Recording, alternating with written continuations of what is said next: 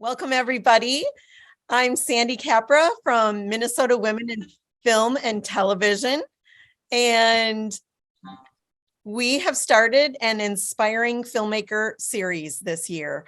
We are so interested in getting more female filmmakers following their dreams. And if you support women in film, then you are invited to every single thing we're doing. So this is open to everyone. Tonight's topic is, who is the subject of your documentary? We've had an event with Z-Fest, and we're going to be having more events. So at the end, I'm going to talk to you about what's coming. Let's see. I do want to say welcome to all the familiar faces to me, and welcome to all the new faces, and welcome to everyone that is watching the recording after the fact. Thank you for registering. Thank you for those of you that donated a little bit. That will just go to kind of the behind the scenes functioning of Minnesota Women in Film and Television. So this Inspiring Filmmaker series started a week ago, and it's going to go over the next several months.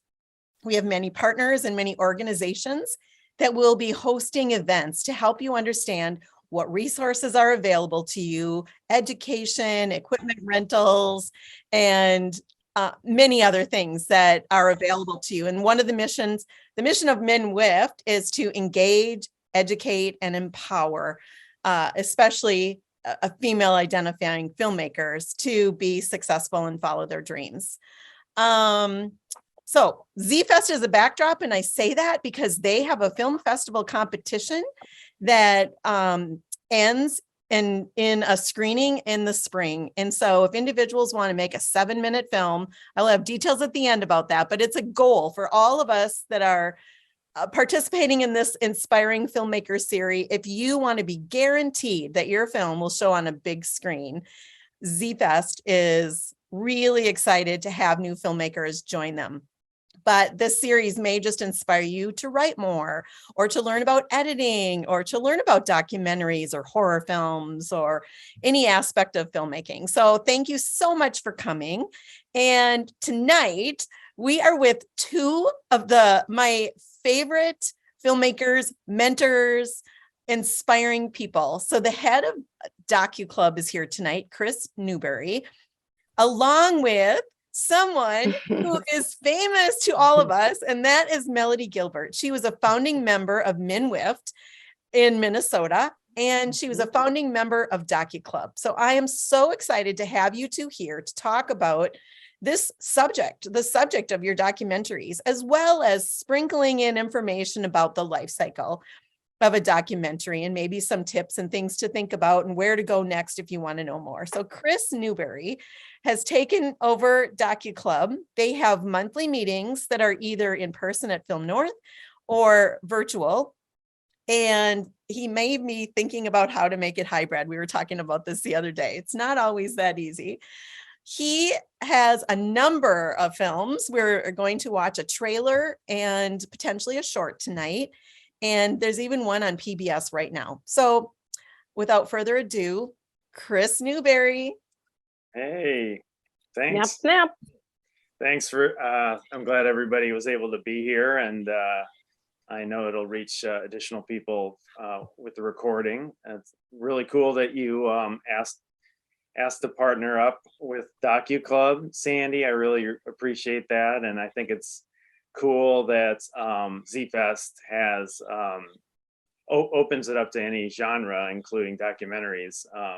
Because when you think of those like short film competitions where you get inspired to make something in a short period of time, a lot of times people don't think of documentaries, but as we'll see later with one of Melody's previous projects, it can be a really great format for that. So I'm going to talk a little. You did a good job setting up DocuClub. I'll just say a couple more things about that. We do have we do in person, and this is bringing me back to the pandemic. Sitting here in front of I know that COVID is not gone, but the height of the pandemic, when we were not meeting in person, this is how we would meet on Zoom, a big Brady Bunch grid of people talking about documentaries. So this is kind of a flashback for me.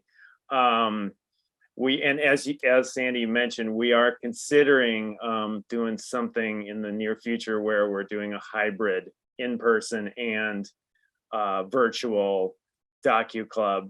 Maybe we'll just experiment with that and see how it goes, because I think it'd be really nice to be able to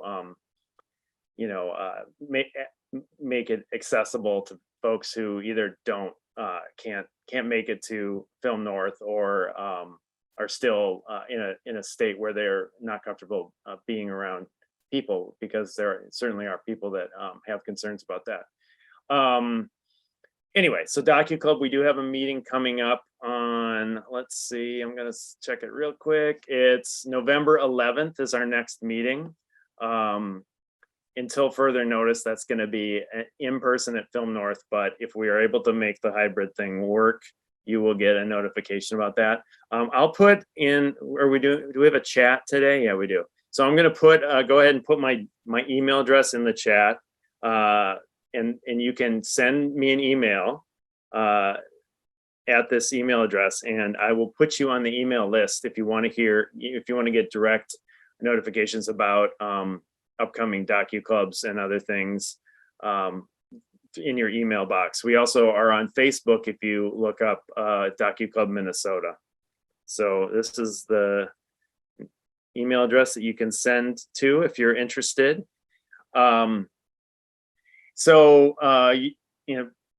Sandy did say a couple things about me. I'll just say yes. I've been making documentary films for quite a while now, feature length and short. Like a lot of folks in this town, I was originally inspired to start making documentaries by my interactions with Melody, who is a dear friend, but I also consider a mentor. And I took Melody's documentary boot camp at FilmNorth many years ago. We'll probably talk about that, and maybe plug an upcoming boot camp in a few minutes. But anyway, so been directing, producing documentaries. I also work as a shooter, as a videographer for documentaries, my own and other people's. So that's about DocuClub and about me. I did want to just set up our evening a little bit. We have a couple of goals tonight. One, which we've already sort of touched on, is to inspire and possibly provide some guidance, some helpful tips to filmmakers who maybe it could be your first time making a film, or you're more experienced, but you want to do something for Z-Fest. We want to surrounding this topic of who is the subject of your documentary. We want to get people inspired and understanding that you can do that, and you can do it in a short form in a short period of time. And we'll just talk. We'll be talking a lot about that subject tonight. The other goal is to crack it open to everyone. I mean, not everybody on this call or listening to the recording is going to be in a position to start a new project for Z-Fest. We hope a lot of people will, but even if you're not, that's not where you're at. We want this to be informative and interesting and fun for you. So we're going to be talking about this topic when it comes to some of our longer form work that we've worked on for years. So that's the two goals. We want it to be a wide audience, that people would get something out of this. So the topic is I was going to kind of set this up a little in a particular way. Documentaries can look a lot of different ways. I mean, you could see it's kind of like breeds of dogs. You're like, I can't believe those are the same species, the little Chihuahua and the Irish Wolfhound. A documentary can look so many different ways, but they all fall under this umbrella of documentary. And even though some documentaries really are about a certain subject matter, like let's say you're doing a documentary about police violence. it still is going to be about people, and it's going to center on people. So almost every documentary, it's all about the people at the center of it. And so that's what we're going to be talking about tonight. So when we use the word subject tonight, I think at least that's the way I'm going to refer to it. That's sort of the old-fashioned traditional way to talk about the person or the people at the center of your documentary. The stars of the documentary is the subject. Now, not everybody uses that term. In as time goes on, some people prefer other ways to refer to the person at the center of the film. But I'm going to be using the term subject to refer to a person. And if we're talking about the topic of the film, I'll probably try and use the word topic or subject matter. And so what we're going to tackle tonight is we're going to talk about some of our experiences, maybe provide some tips and explore all the ways that the documentary director, the filmmaker, develops a relationship with those people. How you decide, if you're just starting the documentary, how you choose your subject, and then how you maintain a relationship with those people throughout the making of the film and beyond. So that's what we're going to be talking about today. We may spill over into some other topics, and if we have time, maybe we can take a few questions too along the way. But basically, that's what we're going to be doing tonight. Itinerary. We're going to start with we're going to show some work tonight. We're going to show a trailer of first of one of Melody's films, and we'll be queuing that up in a moment. And so that's just a trailer for a longer form piece. In this case, it's a feature-length documentary that is now becoming, more than one, a follow-up second documentary. And we're going to talk about this idea of choosing your subject and approaching them and then having a relationship with them. So we'll do that. Show the trailer for Melody's film, talk about it. Then we'll do the same with me. We're going to show a little trailer of a work in progress that I'm working on, talk a little bit about that subject matter in regard to that film, and then we're going to move on and show a full I think it's a 9-minute short that Melody made several years ago with a team, a DocuClub team, and some of those folks are here, right? Angela. Yes, Angela was on that team. Yeah. So yeah, we're showing Tammy Tushy. Anyway, we'll set that up when the time comes. I have a feeling that's going to fill up our time, but there is one other thing that we could get to if we have time, but I won't even bother with that right now. All right, so now I'm gonna tee up Melody. Maybe we'll hear a few words from Melody first, and then show the trailer for Life Without Pain. You can tell us anything you want us to know about you. I'll do a quick intro. As was noted before, Melody for many years lived here in the Twin Cities, working in news and then as a documentary filmmaker and an educator. Now you are living in Louisiana, teaching at Northwestern State University, right? You have that right? Yeah. And Melody was the founder of DocuClub Minnesota long before I took the reins. I've been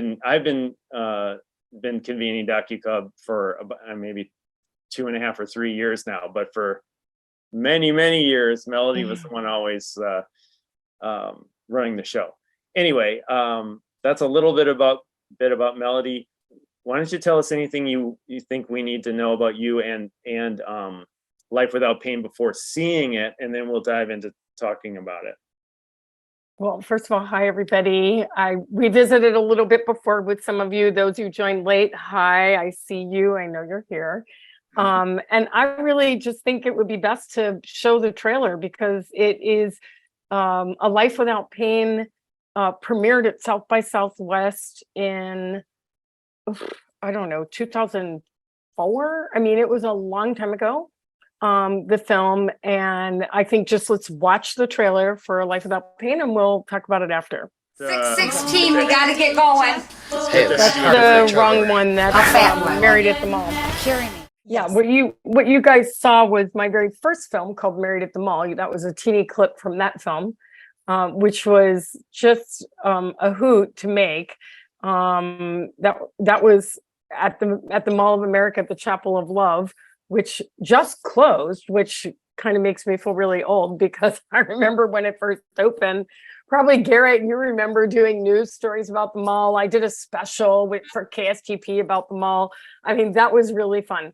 And A Life Without Pain was not my second film; it was my third my third film, which I think it looks like we're ready. Sandy? Yep. Okay. All right, I'll turn the mic. She knows she's different. I've told her many times that her body doesn't work the same way as her sister's. And that's just the way God made her. The nerves that carry the pain signal from anywhere on the surface of her body to her brain, it never gets to the brain. She feels no pain. When I first found out that she doesn't feel pain, I was like, wow, relief. Oh, wow, that's something easy that we can deal with.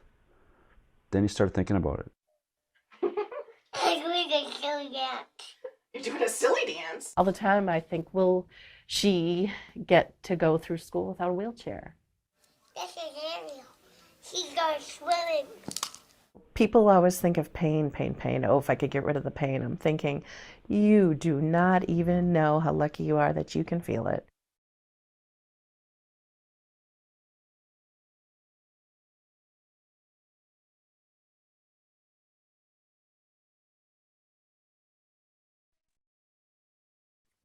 Okay, so first of all, I want to know what questions you guys have after seeing that.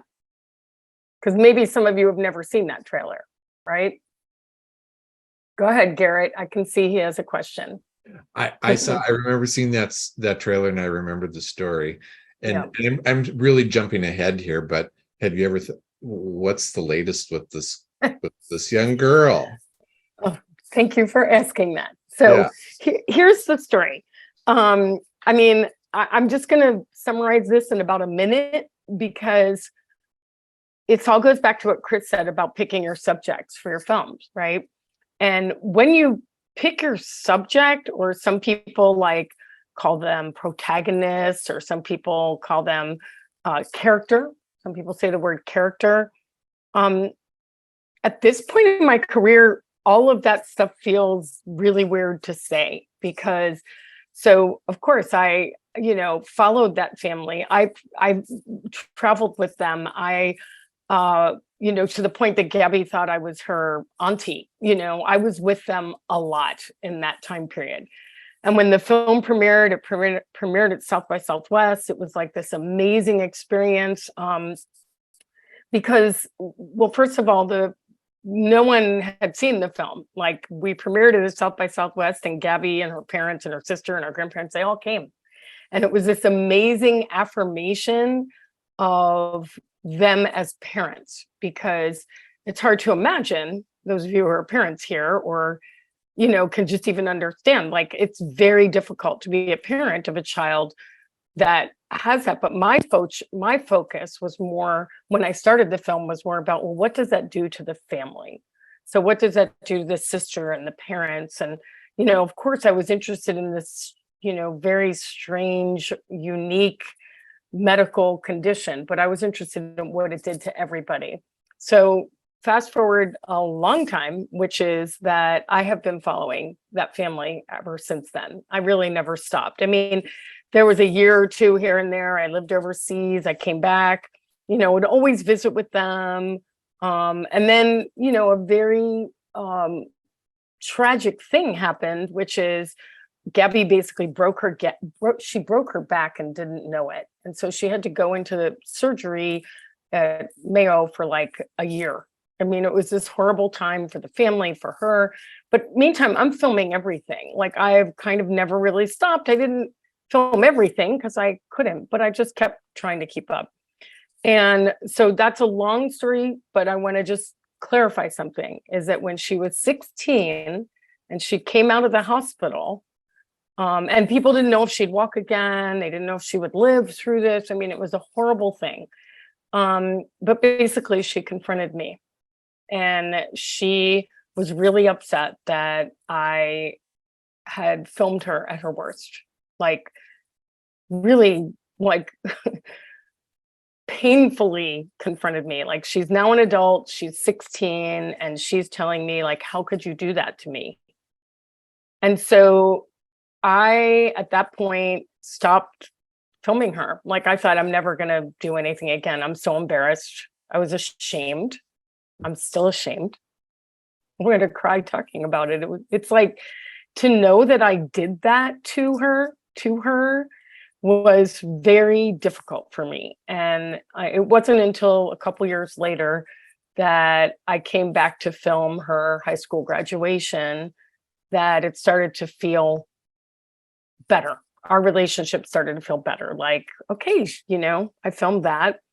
And then, but me being who I am, I just kind of kept going, even though it was awkward at that point. So long story short, the word subject and the words that we're talking about here tonight, it's the relationship, you guys. Like, it never goes away. And it's still awkward right now. Like, I am still filming and I have interviewed, you know, her parents, and her parents are really interested in me continuing. And Gabby is not so interested in me continuing. I mean, think about it. Like, put yourself in her shoes. Like, now I understand, like, what I did to her in a way by filming all of that. So it kind of is a, you know, where I like to think of what we do as documentary filmmakers as a gift to the people who are in our films. Like, I like to feel like I'm giving them an opportunity to tell their story, and let's watch their story and let's see them evolve, and we can all relate to that, right? But the thing is that she's an adult now, and she really doesn't have much interest in being part of this anymore, right? So that's what happens when you invest yourself in a story. Sometimes it works, sometimes it doesn't. Sometimes it shifts, the relationship with your subject shifts. I've had people that I'm still in contact with from Married at the Mall that contact me every once in a while. All my films, it's a very intense relationship that you have with your subjects of your film, or characters, or whatever you want to call them. But what's happened for me now with this is that I think if I'm going to make this film at all, which I've invested 20 years in making, 18 years, 19 years, she is going to have to come with me. She's going to have to be part of that, because there's sort of this whole thing in the doc world now about, you don't make films, no films about us without us, right? So if you're making a film about somebody who has a disability, which is basically what she has, then you want to do it with that person. And so I've tried reaching out to her to talk to her about that kind of stuff. And, but she's a young woman who wants to start her life and doesn't want to really participate right now. So, but her parents are still interested. So it's a very interesting quandary. So your question led me down the route that I was hoping to talk about anyway, Garrett, which is everybody's interested in what happened to that little girl. She was on Oprah. We all went to Oprah. Everyone wants to know, but I just don't feel like she's in a place that she wants us to know. So sorry for the long answer. So can you tell just a little bit more about what you're thinking? Like, this film was so special, and I can only imagine how many people it's helped to understand this. They're either going through it themselves, they know someone going through it, or they're in the medical field, or they're more compassionate now as a person. So like, have you had conversations with her about these things? Can you just tell a little bit more about that relationship? Yeah, okay, that's a great question. First of all, there were only a couple hundred people in the world at the time that we knew of that had this, like we're talking like tiny, a few hundred people. And one of the reasons that the family agreed to go public, like when I met with the mom, with Trish, was that, well, if we can tell this story, maybe we can help other people, or we can find other people, right? And I think that is sort of a motivating thing for some people. I think Chris will talk a little bit about this later when he talks about his Waterling doc. It's like, how do you help people? Like, you want to talk to people about how we can spread more knowledge about this or whatever. So that did work, by the way, because by doing the film, and then they got invited on Oprah, we all went. That was a great breakthrough. They met even more people. And they started a foundation, and they felt connected to other people with this problem and this issue. So yes, it did help people. But the truth is that right now there's a lot of discussion about, especially in the disability community, about, inspiration porn. Like, people who have a disability don't want to be inspiring people. They just want to be people, And I feel like that's taken me some time to understand that, because I really wanted to show her progress and show that she made it to college, which is like amazing. This girl had never spent a night away from home, ever. Right. And then here she made it to college. It's like amazing. Like, it's so inspiring, but she just wants to be a regular person. So it may take years before she comes along. I don't know.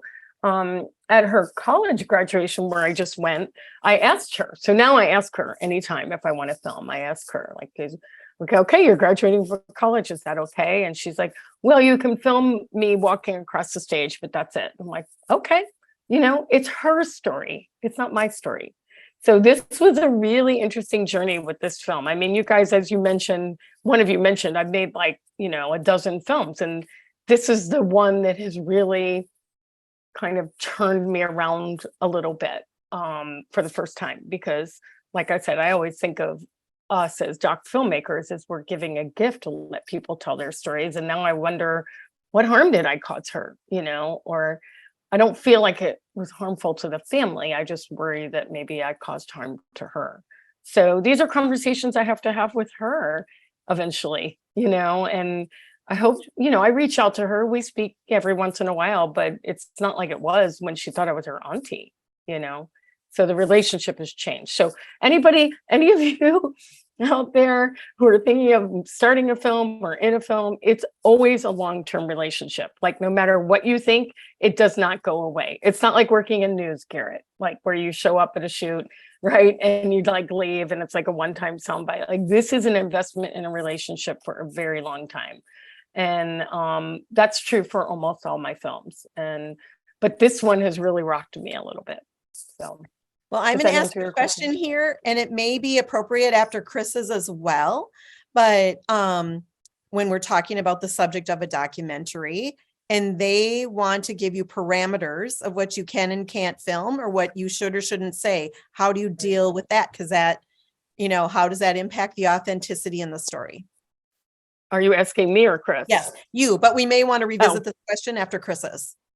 Right. So no one has ever given me any parameters. Like, I mean, you guys, most of you know the kind of films I make. They're very intimate. People trust me, to tell an authentic story. I've been of the mindset that when I make my films, I rarely even show them to people. Like, even when they're done, like, I just know that people trust me to tell their story. I mean, I made a film about, Silicone Soul is a film about people who live with and love, synthetic dolls, right? Life-size, lifelike dolls. And no one ever said to me, well, can I see that beforehand? They knew that I was genuinely curious about their work. Yeah, I mean, their story, and some of them had seen some of my earlier work and knew they could trust me with that. So I've never done that. But there is a movement now within doc filmmaking about showing your subjects, even allowing them to be co-producers. I was just at in a panel with IDA about that, and that's a whole new thing that's happened in the last couple of years. And I think it's because we're getting more sensitive to what we are doing with these people we call subjects. And I'm just bringing it back to that because, I feel like that's what we're talking about. So I did want to say that. Thank you for broad stroke brushing that. I was thinking about this situation where she said, you can film my graduation and that's it. So what are your thoughts about how the parameters she's setting where you can and can't go. Well, I'm sorry. I know Chris needs to talk to you about this because he's had a lot of issues, like probably with the Wetterlings and working with them. But when she said it, of course, it was like, oh my God, how am I going to tell this story if all I have is her, walking across the stage? I mean, I can't, what am I going to do? And then I started thinking, well, maybe it's not my place to tell this story anymore. And then I started thinking, well, of course it's my place because I have all this stuff from since early 2000, 2000 whatever, and I've been filming for such a long time. So what I did was I asked separately, asked her parents, who I still, am in touch with a little bit more than her, not a lot, but more. And I said, well, what do you guys think? Like, I'm getting the sense from Gabby that she doesn't even want me to make this film.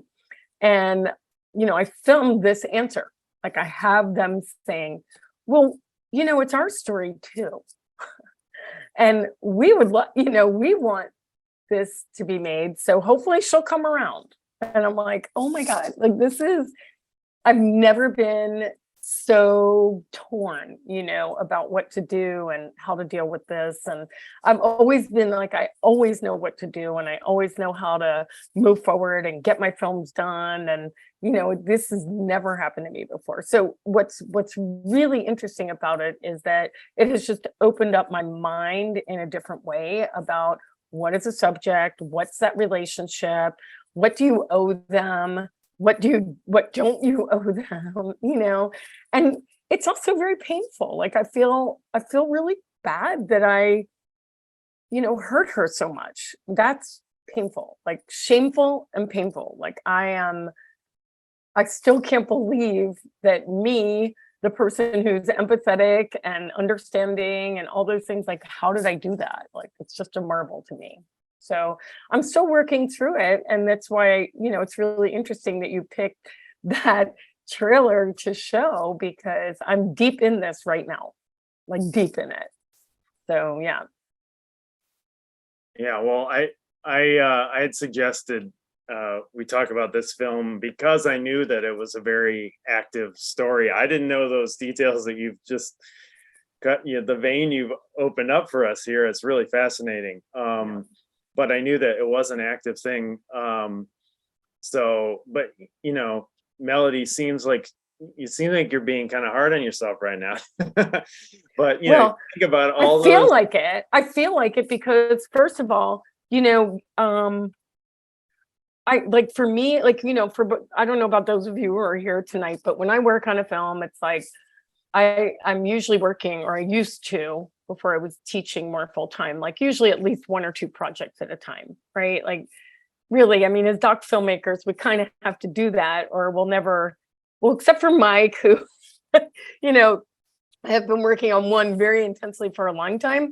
But for me, in order to move my career forward, and like for grants and funding and for understanding and sales representation, all those things, you kind of have to be in pre-production on one and post-production on another. It just kind of, that's sort of the way it works. And this one, I thought last year, that's why you say that, Chris. Like, I have been, everyone, most of you guys know I've been doing a follow-up. Garrett didn't know that, but most of the other people who, know me, know I've been working on, and I hate to even call it a follow-up, because it's basically gonna, if the film ever gets made, it's gonna be a very different film. It's not gonna be about her disorder. It's not gonna be about the things I made the film about 20 years ago. It's gonna be about her and what, if she agrees to do it, right? About her and her, what does she want to say about all this? Like, how does she feel about what I did to her? I have it on film. There was about a 10-minute confrontation. It's very intense.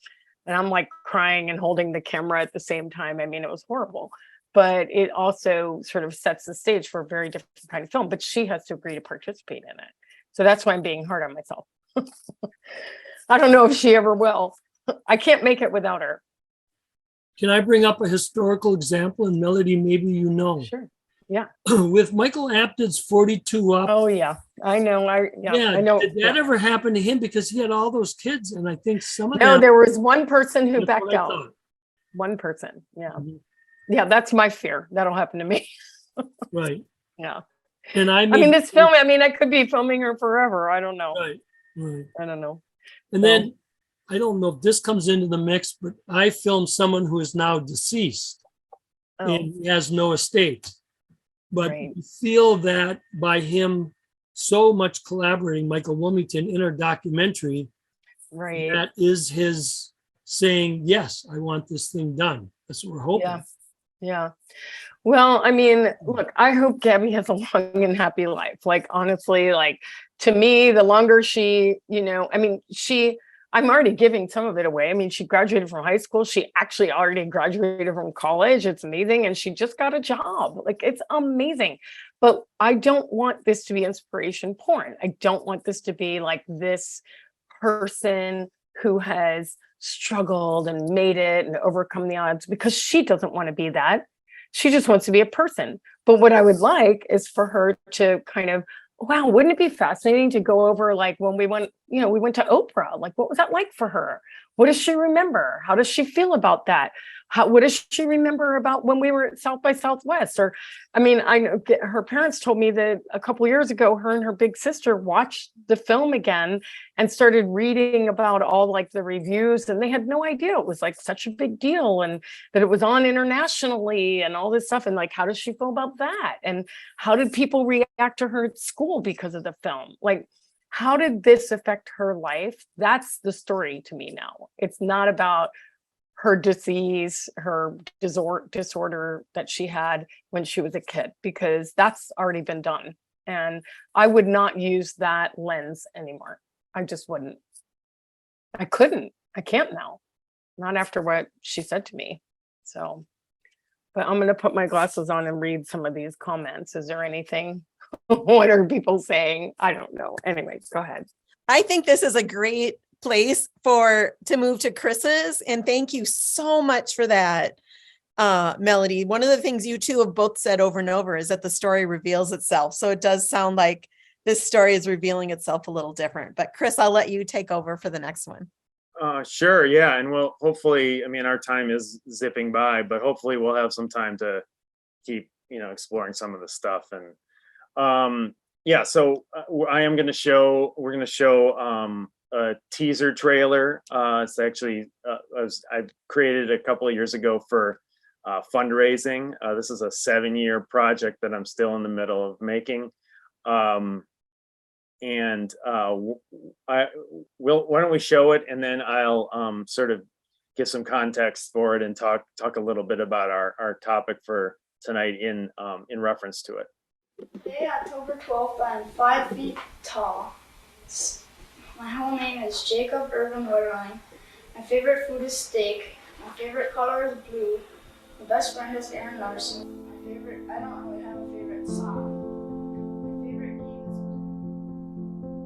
is... Back in '89, it was kind of what they call a sleepy little village. It's like what you hear about in terms of ideal small towns. We didn't lock our doors. I can tell you that it was a very comfortable, quiet community until our son was kidnapped and everything changed. A child that was absolutely snatched away off the street where he lived by a masked gunman, never to be seen again. They just told me that the guy got a hold of Jacob and told them to run into the woods. A year ago today, Jacob Wetterling was kidnapped. Was the 9th anniversary of the disappearance of Jacob Wetterling. There is no new evidence uncovered in the case of Jacob Wetterling. Wetterling has been missing for 18 years. It has been 20 years. It is almost hard to fathom. 25 years after his disappearance, still no sign of him. Captivated and frustrated Minnesotans for the past 25 years. We were just this normal family, you get that? It's like Patty and Jerry started doing media the morning after Jacob was taken. And so even being in shock, even being completely overwhelmed, they're in front of the cameras from day one. I'd like to begin by recognizing the woman from Minnesota who is responsible for this amendment that's before us. In 1994, after the Wetterlings lobbied for it, President Clinton signed the Wetterling Act. Patty and Jerry have done a phenomenal job of allowing Jacob to be everybody's kid. you live your life with certain parts of it missing. Yeah, you shouldn't have this many uncertainties in your life. There are new developments in the disappearance We of are Jacob following Wetterling. major breaking We're breaking news. in following new incredible developments in the disappearance of Jacob Wetterling 26 years ago. I really was in it just to try to find answers. I came across almost right away this article about this 12-year-old boy from Cold Spring who had been abducted and assaulted 9.5 months prior to Jacob's disappearance. Immediately, we were like, this has got to be the same person. This was the first time in almost 27 years where we had the answers within reach. It could very well be they've got their guy. But at the end of the day, where's Jacob? It's kind of been a long journey, but it's who I am. It's what I do.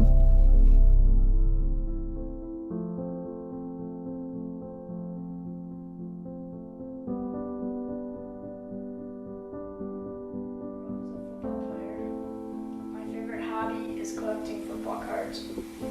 I don't have a favorite book, and my newest friend is Gabe. It's pretty much what happened. It's not a short story. It's 26 years long.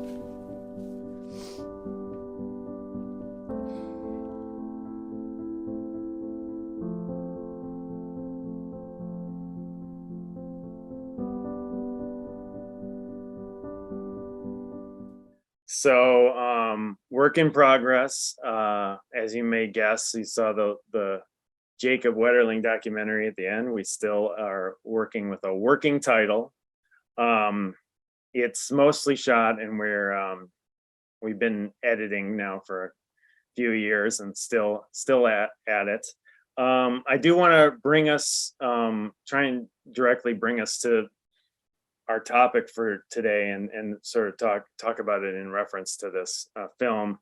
And when I was preparing for this panel, I was thinking about this, and I was sort of thinking about there's sort of three stages. You can think of this relationship with your central figure, your subject, in sort of three stages. There's the first stage, which is deciding and determining, choosing what you want to what you want to focus on and who those people are.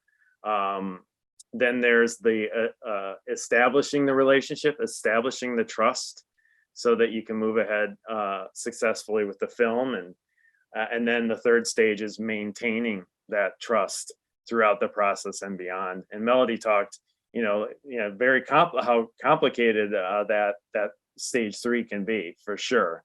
And that certainly has been the case on such a sensitive subject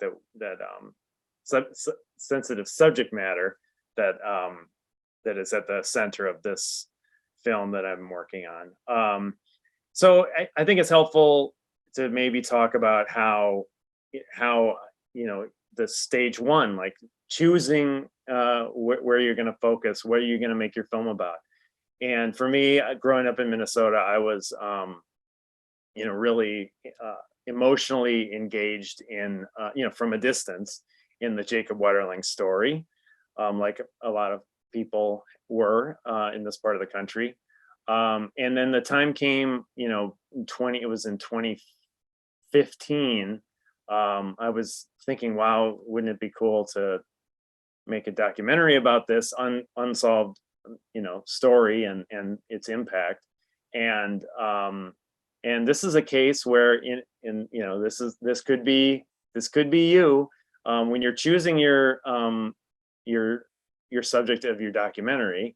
Of course, the stage 2 is about them choosing you back. But if you're trying to decide, like, oh, what am I going to make this documentary about, and who is that person at the center of it, I will say that this is something Melody taught me, and she talked about in boot camp, and probably still does, is that, and I hope I'm quoting you correctly, but I remember something about it being the three most important things in a documentary are access, and access. And it's so true. I mean, a person could make a documentary about the Jacob Wetterling story without ever meeting Patty Wetterling, Jerry Wetterling, Jacob's family. And that would be a very different film. But I determined that if I'm going to do this and do it right, I want it to be intimate, and I want to understand what this story means from the perspective of the people most impacted by it. And so in this case, so if you're thinking about making a documentary, somebody out there is thinking about, oh, I'm going to make a documentary, whether short or long, whatever. It may be, oh, geez, I want to make a documentary about someone who's been to war, and hey, my grandpa, served in Vietnam. Right there. There's no guarantee that he's going to say, yes, I'll be in your film, but there you have at least an open door to talk to somebody, and and all of us, it's a very personal story, maybe for you, telling a story about your grandpa who you have direct access to. In this case, it's sort of the other end of the spectrum. It was somebody who I did not directly have access to, but I wanted to have access and tell the story the way I envisioned it. And so I did. It was a cold email. I sent an email one day to the Jacob Wetterling Resource Center, and got a response almost immediately. A person who is now a dear friend of mine. Just like Melody was talking about the long-term relationship. I mean, one of the joys of making documentaries, for all the ups and downs, it is making friendships. And so I've developed a lot of really great relationships with people in the process of making this film. But one of them was Allison at the Resource Center. She connected me with Patty. This was, as many of you know, if you followed the story, there was a break in the case while we were filming, and we got answers about that big mystery of whatever happened to Jacob.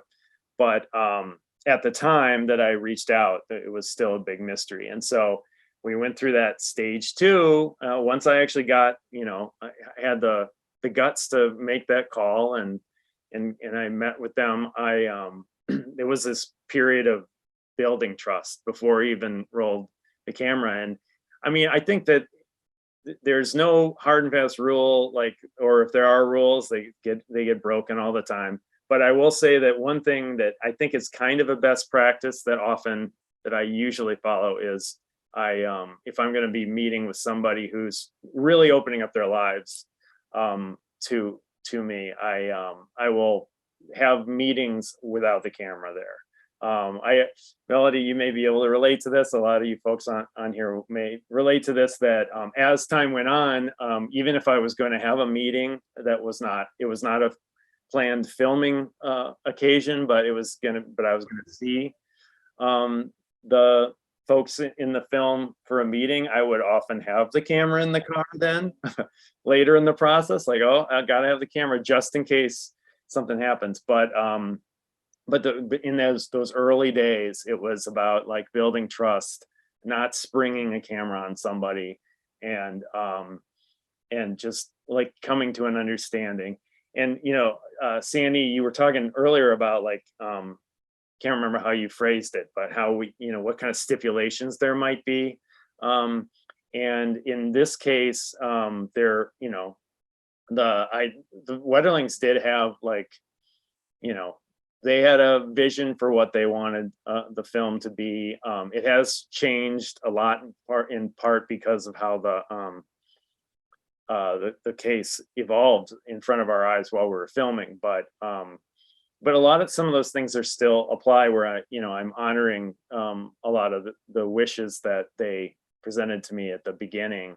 I've turned down deals with big streaming services that I didn't turn them down. I basically sabotaged deals with big streaming services with this film because I wouldn't let go of certain promises I made to the Wetterlings, and in order to try and keep it less exploitative than I was worried some people would want it to be. And it's still a struggle, in the edit room.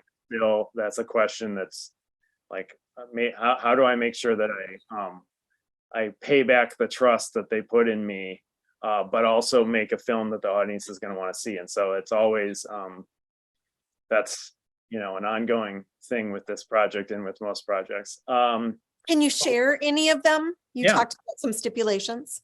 Yeah, sure. I think one that's probably helpful, which is an interesting story, is that Patty and Jerry, so Jacob had 3 siblings, 2 sisters and a brother.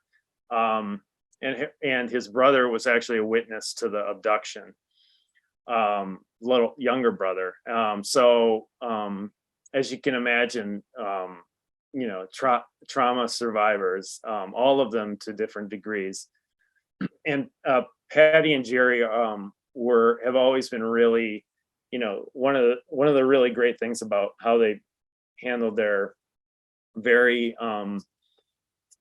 you know, challenges that most of us can't even imagine over the years. But one of the things that they put as a priority is like giving a life, as normal a life and loving an environment for their other children, meanwhile dealing with this horrible ordeal.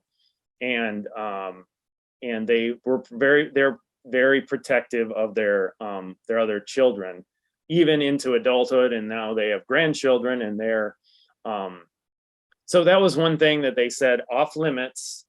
Patty and Jerry said, "Oh, we'll do interviews with you, but Jacob's siblings, you can't expect them to be in this film." And you know, it's a thing where over the years, like anyone who I've ever talked to about this film, I've showed you know, rough cuts or samples over the years. That's a big question. They're like, "Oh, didn't you get Jacob's brother, the interview with him?" And God damn it, of course, I wish I had that. But and as the 7 years went by and the case evolved and the relationship developed and changed with the Wetterlings, it's still a good relationship. And I hope, and I sure as hell hope it will always be. You know, I'm doing my darndest to, you know, I want them to be happy with the film when it's done. One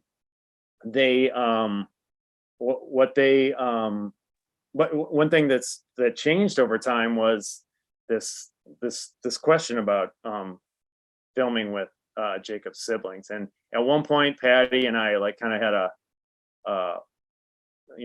meeting of the minds like midway through the process about this again. You know, I would check in like politely about some of the stuff, you know, because that's the thing is like people change, people's attitude toward the process changed. Gabby's attitude changed, you know, and it can evolve. And so I did, you know, very politely check in a few more times. And it got to a point where Patty and I talked about the fact that, oh, well, if this film comes out, will there be a moment when Jacob's siblings say, well, why didn't we ever get an opportunity to say our piece? And so, you know, sort of with that in mind, Patty gave me her blessing to check with them, at least talk to them.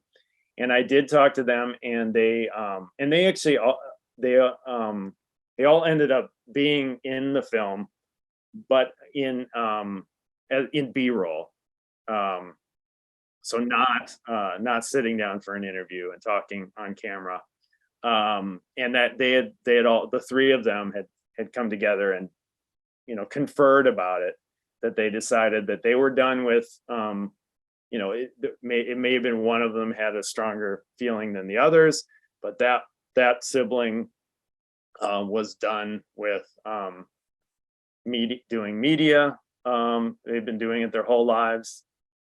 And, you know, the new painful chapter of knowing what happened to Jacob had come and gone. And anyway, so they decided as a group that they were not going to speak on camera, that they were okay just appearing in B-roll. So I have a question for you, Chris, about that. Yeah, Because yeah. you said that they have been doing media interviews all their lives, but they wouldn't do an interview with you.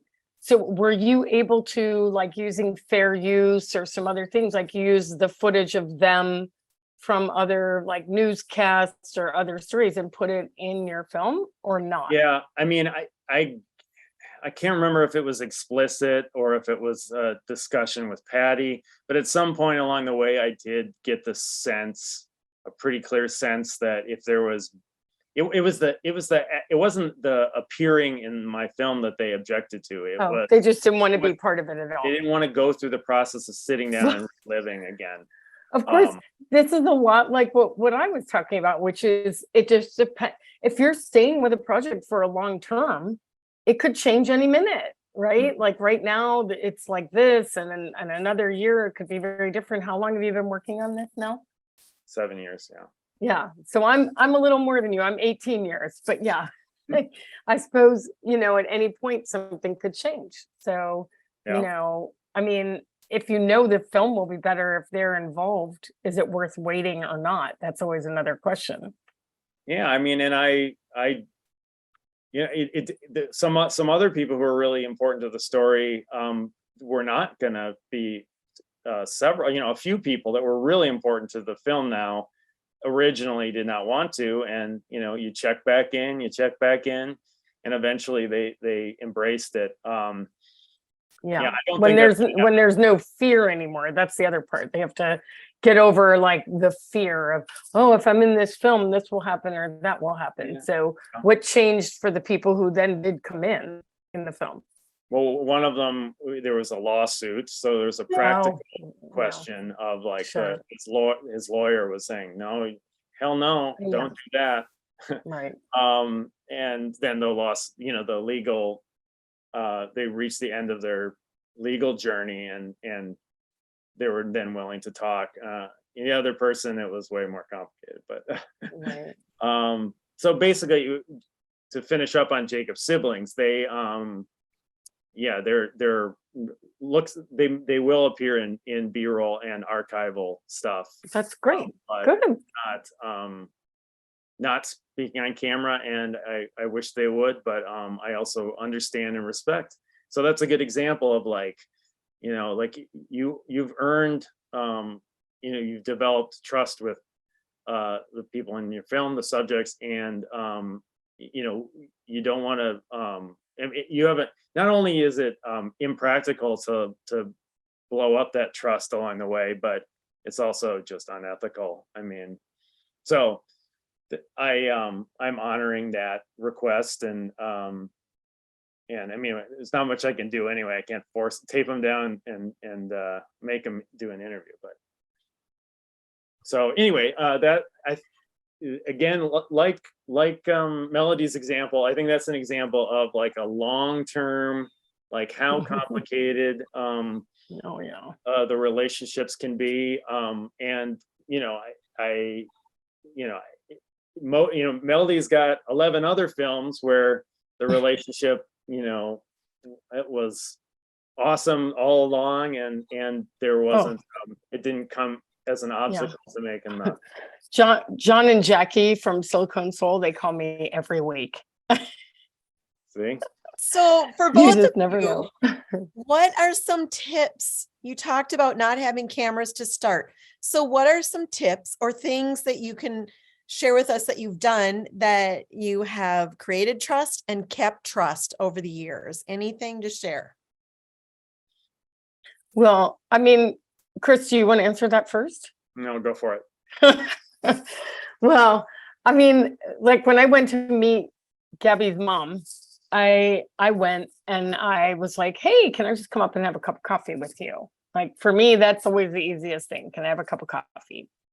And within 5 minutes of having coffee with her, she was so amazing. Like everything that came out of her mouth was so great. I was like, you know, I have my camera in the car because of course I always take it with me just in case. And there have been several moments like that in my life, like in my filmmaking life, where it's a good thing I had the camera with me just in case. And I said, would you mind, like, if I just ran to my car and just kind of, and also being a one-man band, a one-woman band, like just being me is really important, like to be able to not be like intimidating. It's just me, right? So I went and grabbed my camera and I came into her house and I set it up, just me holding the camera. And I'm not even holding the camera. I think I put it on the counter or something. Like I never really like use lights and a tripod and all that. So for me, that was a big thing that I tend to do, which is just be like, well, it's just me, as a little old me. I'm an independent filmmaker. Like I'm not a crew, like I'm not a big deal. And she just started going. And you will see clips from that very first interview with her in the film. Like it was some of the best stuff I ever did. So one tip I will say is that having the opportunity to get it the first time is important if you can, because it will never be as good as that first time. Although, Chris, I noticed that with Patty Wetterling, that she is just on a roll there. That one that you showed, like her interview straight to the camera. I'm sure that was some sort of pickup shoot with her that was so good because it was just you and her, or maybe there was one other person there. But I feel like your relationship with her comes through. So the relationship and trust is important, and also having your camera close by, just in case. Those were the things I'd say. Those are really good ones. Really good ones. I try and keep a small footprint too. Not everybody is a shooter, so you may have to have at least another person. And Alex Gibney, and he'll come in with 10 people probably, and doing it to set up for an interview. But yeah, that's like part of that rubbed off on me too. Is like in fact, I think Melody, I think it was probably you who encouraged me to learn how to shoot my own film way back when, film it myself. And I'm really glad it's because I was very intimidated by that, but I'm glad I did. Well, I just want to clarify, because it's a good thing. Like I shoot, you shoot, we all shoot, like a lot of us shoot, but when I need to call in somebody, I do. Oh, yeah. Like there are moments when, like I made a film about Walter Mondale and I went to interview, Jimmy Carter. Like I am not going to interview Jimmy Carter by myself. I'm sorry. Yeah. Like I needed a crew, and he was used to that. And that was fine. It was a sit down interview. I had 20 minutes with Jimmy Carter. I was not going to mess that up. So, and even in A Life Without Pain, where I did most of the shooting myself, I think, Chris, you've been on a shoot, and I've had, Adrian Dunshu came on a shoot, and some of the B-roll in there is with him. And, when I need people, like I want it to look a certain way that's not my style, then I can bring someone else in. But but allowing you to shoot, if you can shoot, the tip is it does allow people to feel more comfortable early on. And I think that's a key. And that's probably what happened with Patty Wetterling and Chris, is that, they could see you weren't coming in like you weren't network news coming in with a full crew. I think it just feels more comfortable. I always say the less technology between you and the person, the better. I mean, even sometimes I'll just put my camera down on a stack of books, because that's like a tripod, but it doesn't feel like a tripod to somebody, or I'll hold it, but I'll hold it like over here, but I keep my eye contact with the person I'm filming so that they know it's about us, not about the technology. And I think that's a really important thing to think about. Yeah, especially for somebody who's just starting out, if you're able to, crap, you could do it on your iPhone these days. Oh yeah, even something to start. Just make sure the audio is good. I can tell you, because I'm teaching, I've been teaching for years, but I teach down here in Louisiana, and it's like my students come back with great footage and terrible audio. And I'm like, good luck, try to edit that. And of course they can't. So I'm like, you got to go back out and get good audio, because audio is really more important than the video, and people don't understand. I don't want this to go down a path of technology, but can you just quickly summarize when you say you go on your own? And I want to acknowledge that there are people watching, and they're all thinking like, what does she shoot with, and how does she get good sound? Oh God, yeah. So, and I know that's a whole topic on its own, but is there any little tip or something, or do they go to the documentary boot camp, or Do I put it? Come to documentary boot camp, or I have one coming up in a couple weeks. But I Yes. mean, I think, you know, the less fancy camera, the better. Like for me, I've always shot with these smaller cameras that shoot in very high quality. And lately I've been shooting with something that just looks like it's a DSLR. It just looks like a camera, which is really weird for people because they're like, wait, are you taking pictures? I'm like, no, I'm actually taking video. But you know, that kind of stuff is very disarming for people, and that's good.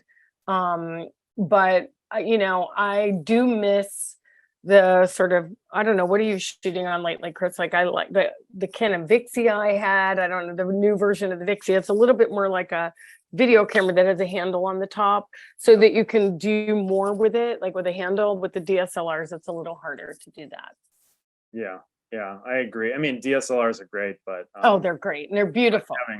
Having a little bit more bulk also allows you to it's, you know, less shaky cam. Absolutely. Yeah. But yeah, we could spend many That's a whole nother hours talking conversation. about that. It is. The one thing you did not touch on was sound when you said make good Well, sound. Okay, so I was just going to give you the other update, which is when I shoot with that camera, I'll always shoot with a wireless mic. Always. Like, guys, everyone who's here just invents in a wireless mic. And I put the wireless mic directly into a Tascam or a Zoom so that I have perfect audio. And I can always work with that audio no matter what. Yeah, even if you're shooting on Doesn't matter. are on a budget and you're shooting with an iPhone, I bought for, I think it was like 30 or 40 bucks. Yes, that little. You can plug in a wireless mic. You know, Yes. It's all a spectrum. It's not going to be super right. professional audio, but Good you know, if enough. you're starting out, it's going to be better than the audio that the phone is picking up if you're not using a mic. Use a mic. Yeah. Extra- Just get something. It doesn't matter. Something that is just a little bit better. When I shoot with my DSLR, I have a Sennheiser, like a boom mic on top of that, and that usually works as long as you're close to the person. That's better than just having the camera. It's like, just go one step higher. And then, you know, my post people, God bless them, they have fixed every film that I've ever made. But at least I'm there in the moment. You know, I capture these moments that other people can't capture. So that I feel good about. If it's perfect, sorry guys who've been doing all my posts. Sorry, Jesse. Sorry, whatever, anybody. Yeah. So let's move past this topic, only because if people tonight or people watching would like to know more about this, technical behind, let MNWIFT know, and we could potentially schedule something down the road. But I want to reiterate that at the end, I'll show you Melody has a documentary boot camp at FilmNorth coming up in October. I put the information in the chat, and I'm going to show it at the end. But Chris, what would you like to move to next? I think, we're getting close to 8 o'clock. I hope it's okay if we continue on with everybody. Yes. Is that all right? Yeah, for a little while. Let's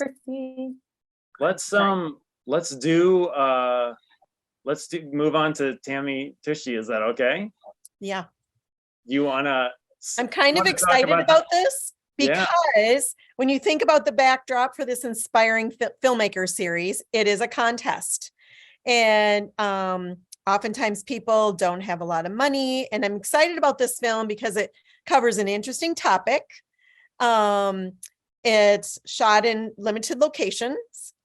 And so let's just show it and then talk about it at the end. How does that sound, Melody? Yeah, it sounds fine. I just don't know if we need to put a warning for people who might need to know that it is about sex. I mean, there is a little bit about sex in here. Yes.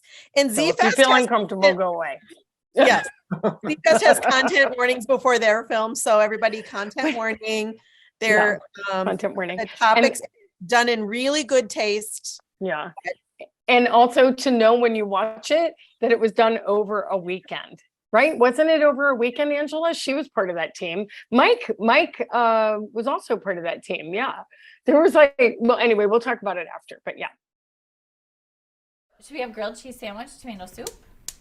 I'm Tammy Tushy. I am 35 years old. Do you want to help me with the butter? I'm from Savage, Minnesota. I am a suburban hockey mom.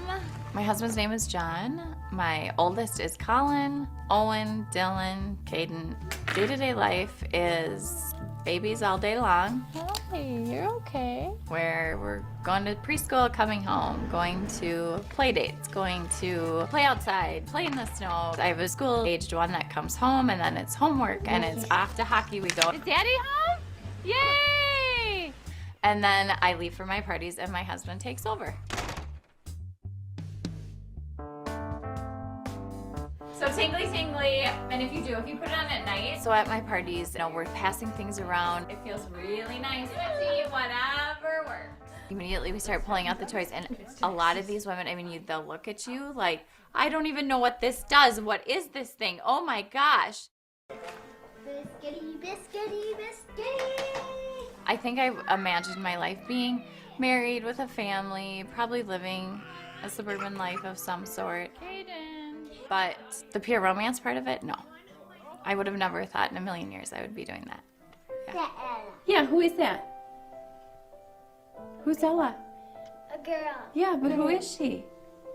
Angel. She's our angel, isn't she? After we lost our daughter, it was like, okay.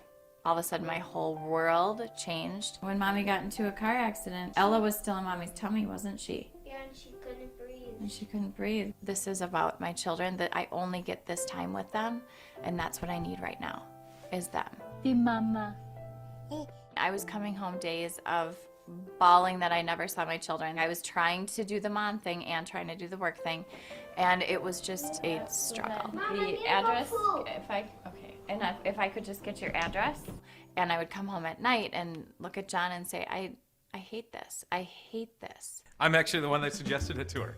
I was one day just listening to the radio, and one of the hosts was talking about women's parties. Watch her show the way to use Tupperware's patented seed.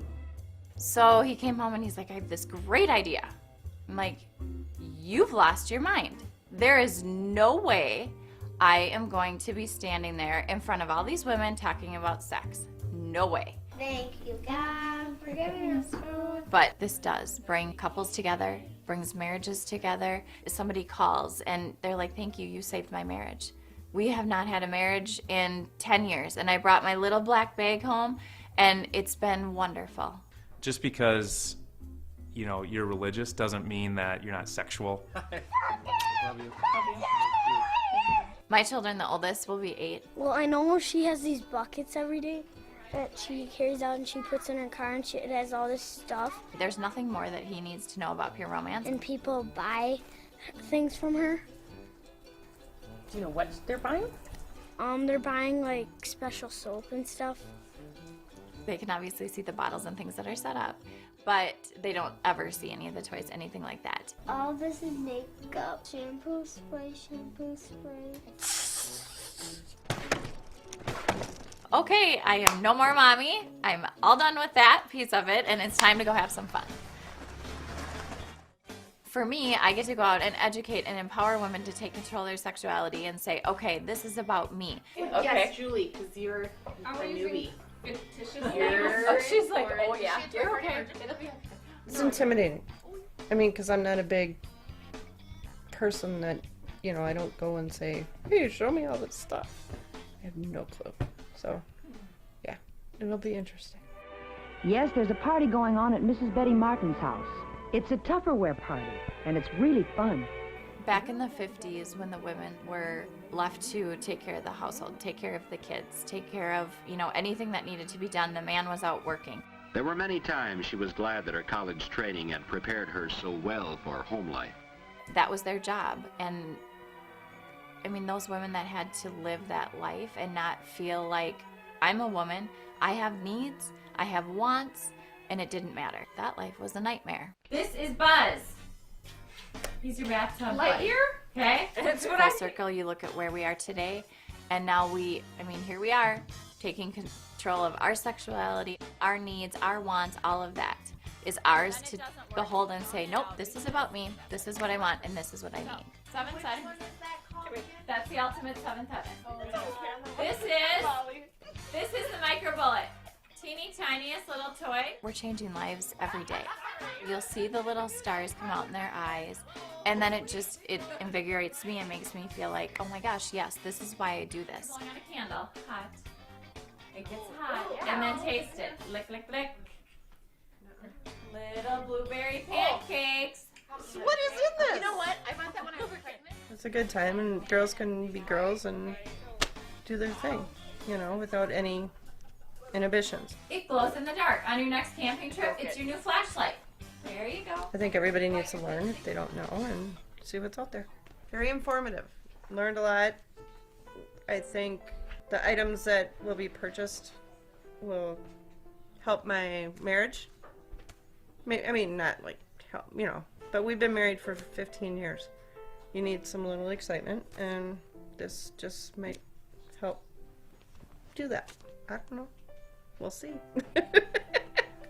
My dream would be that we would live in a society that sex is not a taboo thing with anyone. Right? Okay, so wow. And for people to realize that and to embrace it and to rejoice about it would be amazing. If that truly was how this society could live and work and play, everyone would be so much happier.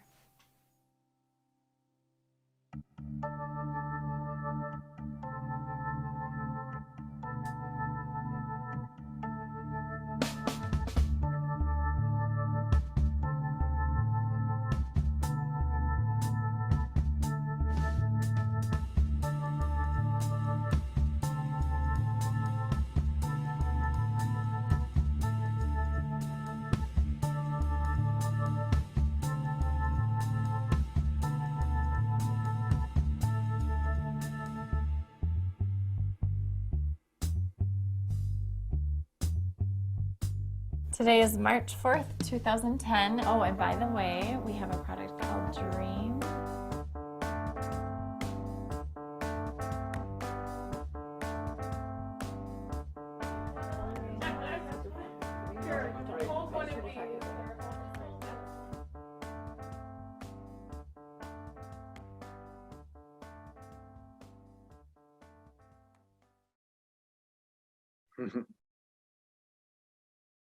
Love that film.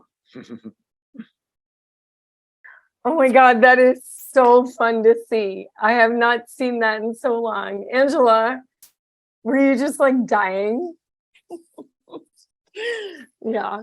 Yeah, it brought back quite a few memories there. I even saw Peggy's yeah. holla in the credits. I had forgotten. I know, about I that. saw that. I remember it was basically done over well, I think the challenge was for 5 days. Yeah, 5 right? days, but we were finishing the production and the post in 2 days. So me and Amira and another co-producer went to the airport like at 5 minutes to midnight. Oh my God, I forgot you guys ran there to ship it. To get We it had to time ship it. stamped in time for us to make it. Oh my God, yes. I had joked. I hadn't stayed up, all night since college, 100 years ago. Yeah. So it was definitely a so memory. fun. And then that was when I still had my office on Sylvie. So we were all like hanging out there and working in the conference room. And I mean, I think that was an outgrowth of DocuClub, right? Like we were in DocuClub, we're like, oh, let's just make something together. And Mike Riano, you were there. Is there anybody else here who was part of that? No, it was just so fun. It was so fun. And also, I think for Sandy, like your thing is to try to get people to do Z-Fest, which maybe you want to talk about that. So tying it together with Z-Fest and back to what you did with Z-Fest, we talk about having a good story. With documentaries, we talk about how stories reveal themselves. You had a weekend to do it. Z-Fest has a number of months, but so how did you come up with your idea, your story, build your relationship with these people? Well, they tell you have they don't do it anymore, by the way. It's so sad because it was such a great thing. And by the way, this went all the way to hot dogs. Like we won the audience award and we were in hot dogs. And I mean, it was this crazy experience, but the way it begins is that teams all over the world were given a theme. And you're like, I don't remember exactly when, but I guess, you know, you're waiting at the computer for like, what's your theme? And maybe Angela remembers this. Like, I don't remember. How did we come up with Tammy? I think I had her. Well, I think we had we three had about- stories on standby, right? Yeah, we had about 5 or 6 stories, you know, that were possibilities. And until we got the details, we couldn't run with it, you know, until we knew. And then what I can't remember, it was Dream or whatever that was. Oh, at the yes, end. it was about dreams. That was the theme. Right. Yeah. So we thought Dreams this and would be a good- nightmares or something. Yeah. So we yeah. thought this would be a good match, and Tammy was willing to be a subject. So and let I me think we interrupt. shot it all in one day, by the way. We shot it in one day. The editing took 2 days, but right? Didn't we? Yeah, that's about Did right. The party at night, and during the day we did the interview and the B-roll with the kids and her being a mom. You know, the whole thing was like, you want to show this Minnesota mom and then what she becomes at night. And I think we just did it all in one day. And Adrian Dunshu was the cameraman on that. I didn't shoot that. So let me just interrupt quick. Z-Fest has a control element, but you can choose any genre you want. But people watching may want to enter the 48, which you do pick a genre. Right. Let's bring it back to, okay, there was a genre they gave you, but can you talk to us about, you know, the story, how you came up with the beginning, middle, end, and Someone on the team know Tammy? How did that happen? Yeah. No, I did. I just contacted her because that's what I do. You know, Garrett Young will appreciate this because he worked in TV news for a long time. You are used to calling people and just saying, hi, I would like to do a story about you. Can I come and see you? And they say yes or no, right? Like, and I just remember calling Tammy. I think it might have been the day before I wish I could find my notes from this. I was like, well, she would be a good story no matter what. But the fact of the matter is she was a good story for dreams and nightmares, right? Like, I didn't know when we went there. I didn't find out till we went there that she had a daughter who died, right? So that made it a very strong story. It wasn't just about, this Minnesota mom who sells sex toys. There was a deeper layer to her story. So I loved it. But so how did you find that? And now you made a choice to go with her. And then I remember. She was a friend of a friend. That's all. It was literally like a friend who said, oh, I have a friend who sells sex toys. I'm like, what do you mean? She was like, well, she's a soccer mom. I'm like, oh, that would be perfect. And that was it. So now bring us to your process. It's like, all right, how do we come up with a story? And you only had a day. Z-Fest has more time, but you know, we did pre-production for one day. I think it was a Friday, Saturday, and Sunday, maybe. I don't know, Angela, maybe you remember.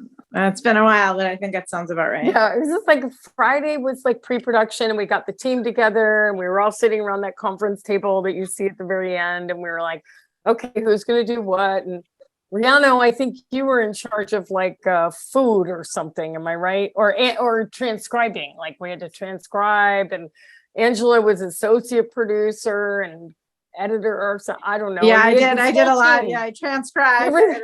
Everybody did everything. Wore a lot of hats. That's one thing in documentary. You wear a lot of hats. Oh yeah. And we had like a team of I think 10 people maybe, or I don't remember from the credits, but we were all just like, all right, we're gonna do this. And I just knew that I only had Adrian, Adi was the cameraman for one day, and he's such a great cameraman. I'm like, okay, we got to pre-produce this so we can do it all in one day. We filmed everything in that one day. Of course, the interview with her was the key, right? Like, get that sit-down interview. Always get the sit-down interview. Guys, anybody who's here, get that sit-down interview, because that sit-down interview allows you to tell the story without a voiceover or reporter's narration or anything. It's like they are telling the story. And if you just say, take me back to the beginning, like take me back, like tell me your story, and just make sure they tell you the whole story. And then you get that. And then after the shoot, we came back, and I think you guys started transcribing, like Mike and Angela, and I think wait, yeah, there was a bunch. Melody, pause. Yeah. When you say after I got the story, you mean after you got that first interview with her? After we did the shoot, it was all shot in one day. So we Okay, filmed, so we let's pre-produced now- the day before. Don't fast Yeah. forward over.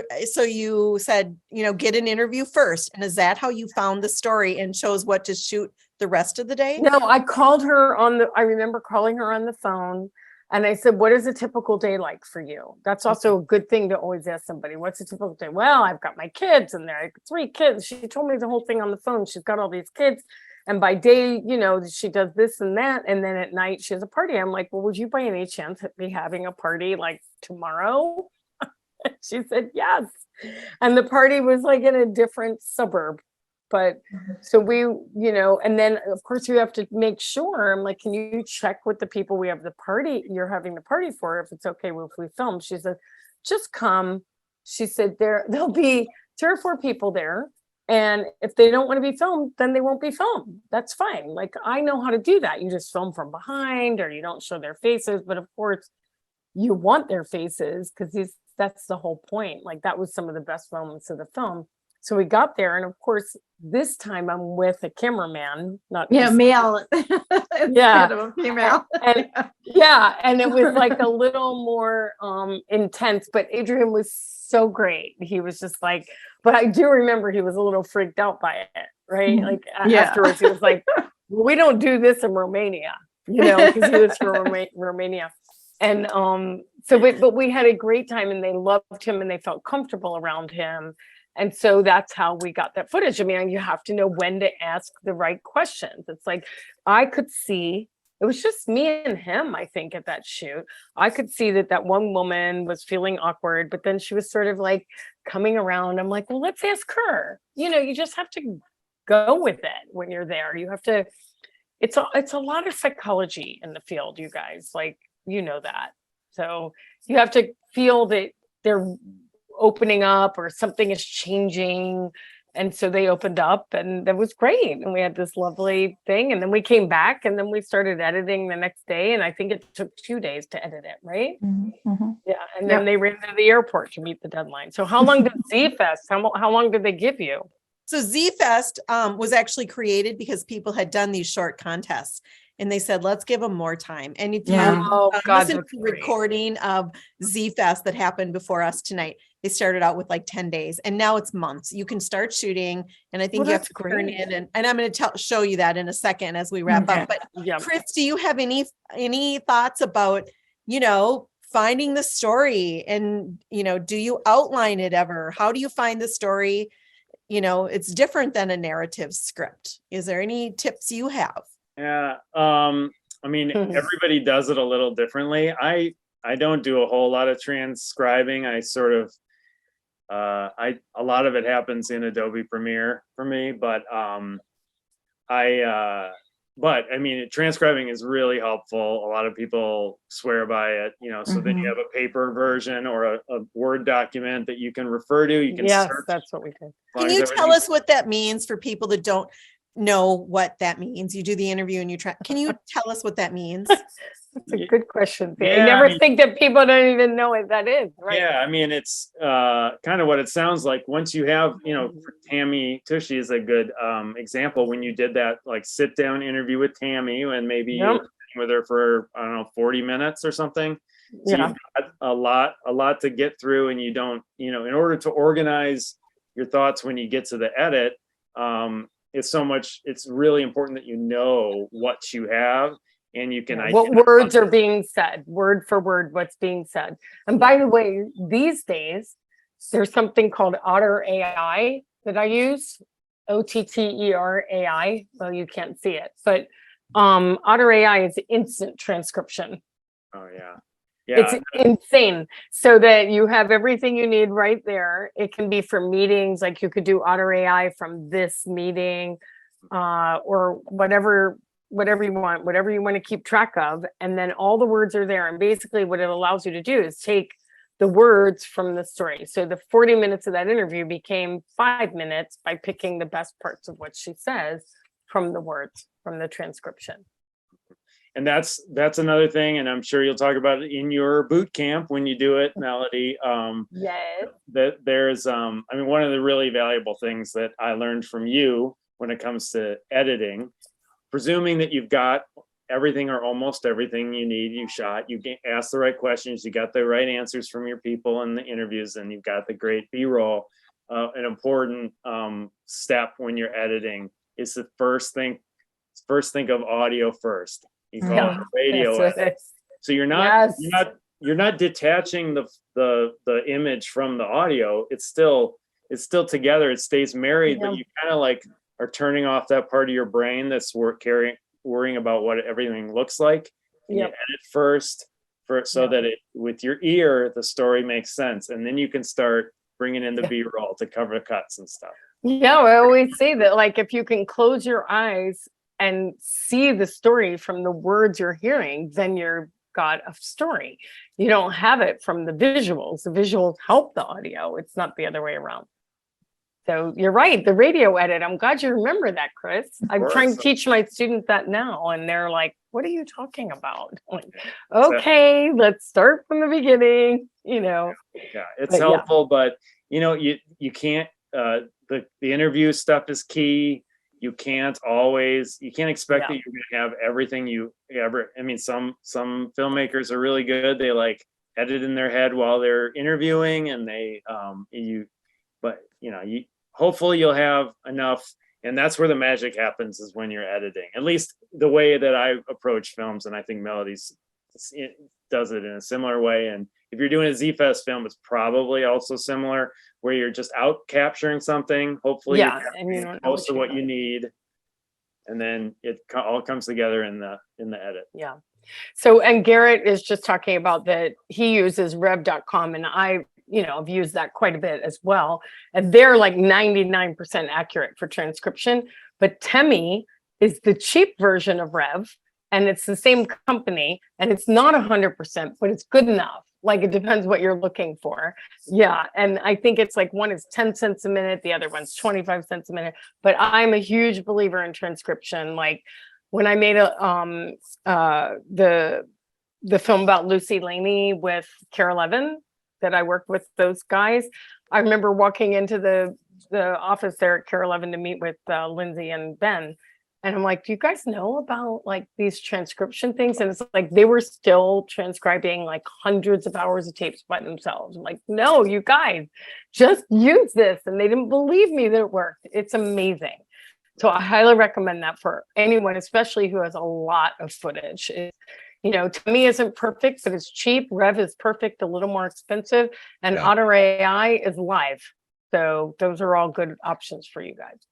I just have an old school shout out. Is a lot of times in transcribing is where you find your story or how you get it. So sometimes when people skip that step, they're like, oh, here's just all these pages. But when you're actually feeling it as you're typing it, it's a different experience. And, it takes forever, but I think that has found some of the best sound bites and the best movie pieces in my experience.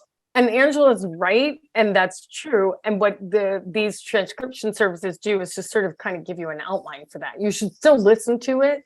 You should still go through all that footage, but then you just won't have to type everything. It's like, oh, you can just listen to it and put a star next to that or highlight it. It's a different feeling than having to start from scratch. But you're right, Angela, that's very old school. And I learned how to make films that way. So I'm with you. All right. Do either of you have any final thoughts, or I'm going to close up our session? Oh, wow. This has been a long time. Does anybody have questions in this group that we can answer? They're pretty quiet. Well, I just had the one I've been thinking the whole time how to word this, but my dad died of Alzheimer's the year before last. My mom just died recently, and she had dementia. And I did a lot of filming of my dad, especially, and them during all this. Sometimes it was on an iPhone or whatever, just even sometimes photographs. But it's like, my mom hasn't been gone a year, and it's just like I'm kind of too close to the material, and it's a little too raw, and I'm still grieving a lot. But I just kind of, I'm fighting with myself as the filmmaker and as the daughter with that process. Like I kind of want to get it and have it. And like you were talking earlier on about trying to help people with my experience, most people don't have a parent, get Alzheimer's and die from it, but to have both parents, back to back and like going through it twice. And it's a very unique experience, but I feel I learned the system and learned so much about everything, and especially during a pandemic. So I kind of want to really capture that, but at the same time, the timing and the emotional component is getting in my way. So, I think even with the Wetterling, or you're bringing up stuff of Life Without Pain, I think there's this emotional part of our filmmaking that makes it harder, but when it's personal, I think that makes it even harder. So I don't know if it is advice I'm looking for, or just, your thoughts on, how do you kind of work through it, or because I do want to do it in some form. I don't know if it's going to be a documentary or a screenplay, or, I don't know what, but I'm stuck. Well, first of all, you should be stuck because you're still in it. And that's, creating when you're still in something sometimes is motivating and sometimes makes it worse, right? So that's what DocuClub is for. So as you know, you need to go back to DocuClub and chill out. And I'm not there, so I can't help you with that, but Chris and the rest of the community can. And the other thing I will say is I remember when Terry Guidison came, I don't know if you were part of that when we had DocuClub, when Terry came and her dad was going through that. And she had just filmed everything on her phones. Mike, do you remember that? Yeah, she really struggled with it. And she came with several versions of the film that she ended up making, right? I do remember that. Yeah, it is a different experience for everyone, but I was going to just share my thing with. Oh, yeah, you made one about your dad. Well, yes, and that's a long time ago. But myself personally, I feel connected and close with the person when I hear their voice. And I've been listening to audio tapes of my friend that he did cassette interviews with famous film people. And Melody, you went back and did that thing with your mother. How heavy is that? So sometimes it can actually connect you to the person. And you have to be ready. Mike, you're right. You have to be ready. I made that film. I waited 40 years to make that film about my mom. And that tape that I held on, oh my God, it's right here. Here it is. That tape I had for 40 years. Didn't listen to it. Couldn't listen to it. And it was only when I was going through so much grief and so much pain during the pandemic, losing 2 parents, additional parents, all that. I'm like, okay, if I can't listen to it now, I'll never be able to listen to it. And from experiencing that pain, I was able to make a film, but it wasn't until I was ready. So I will just say, when you're ready, you'll be ready. Don't push it. Go to DocuClub, come to MNWIFT, make a movie for Z-Fest. Whatever you need to do, it will come. That is the best way to start the wrap up here, is when you're ready, you're ready. I just think that's awesome advice. I want to just share my screen with you here and do a few wrap up points. Oops, hold on. Okay, so I want to just that's really good. Summarize where we were with this event. And I will put this in the email, but DocuClub has a Facebook page. Chris shared his email address with us. I'm going to share with you both Chris's and Melody's websites where you can see trailers and films they're working on, and film festivals they're going to, and information about them. FilmNorth is going to be one of our guest partners, and in the next number of weeks, they're going to do a class on what FilmNorth is, what are the resources they have in the classes, and how does it work, and if you're a member, what happens.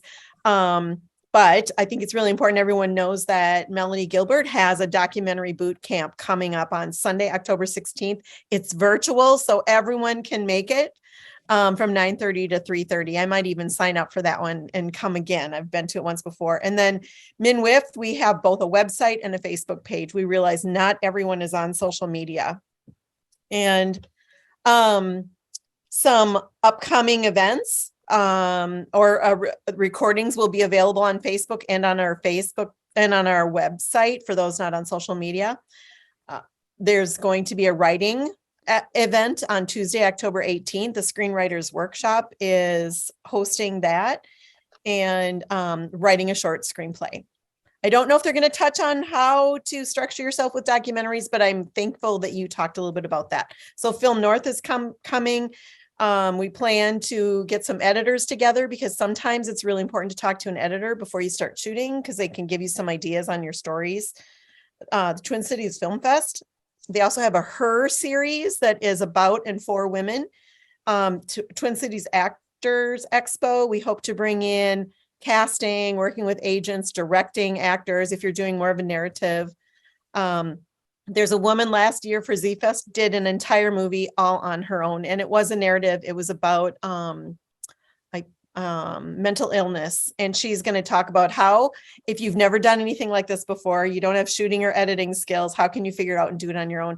We're going to show her film. It was awesome. SPNN, there's community resources available in your community. Sometimes they have access to equipment, they have inexpensive classes, and it's another connection. The Minnesota Film Board and the Upper Midwest Film Office are going to come and talk about what's happening. And then in general, MNWIFT is really their mission is to help educate, empower, and engage individuals. We have a membership if you're interested, and there's an internal network that you can join and just speak with individuals, especially if you're not on social media, but you want to have a way to connect with people. You can go to our website and find that. But I just wanted to say thank you so much for coming.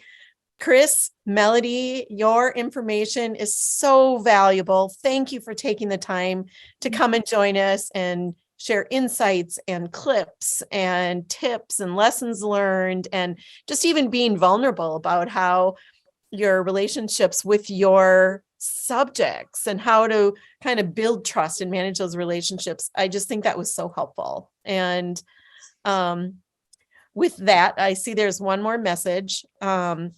Thanks from the people in the room. Do you have any final thoughts that you wanted to share with us before we sign off for the evening? Well, I do. I just want to say, just go make things. I'm like, that's, make something, fail, make something else, make it good, make it better, take a break, make something else, Angela, when you're ready. We all have something we need to make when we're ready. And it took me 40 years. It might take you 4 years. It might take you 4 months, but just make things. You just reminded me of something. I need to share my screen one more time because I skipped this slide.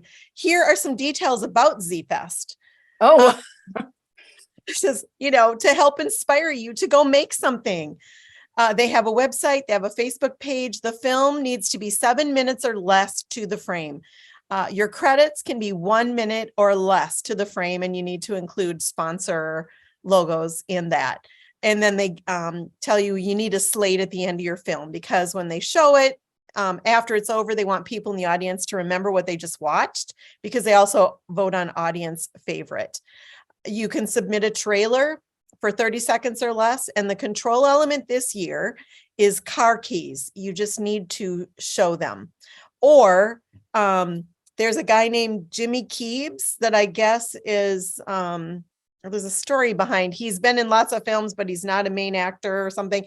If you have him in your film, you reference his name, or like have him in a photo, that could be the control element as well.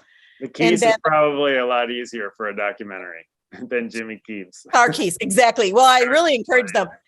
I'm like, documentarians need something that will work. And people, you don't want to ruin your film because it's about something that has nothing to do. So car keys is something that most people can figure out a way to weave it in. Now the cost, registration, there's early bird registration up until a certain date for $100. Standard registration is $150. If you're a college student or film school, $50. And students in middle or high school, it's free. So that's one cost.